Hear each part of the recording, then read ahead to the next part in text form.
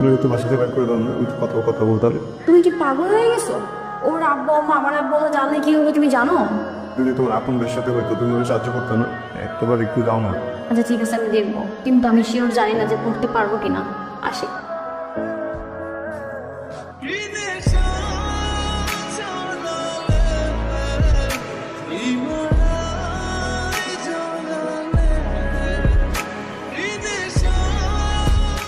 ভাই আপনার সাথে একটু কথা ছিল। কি বলো?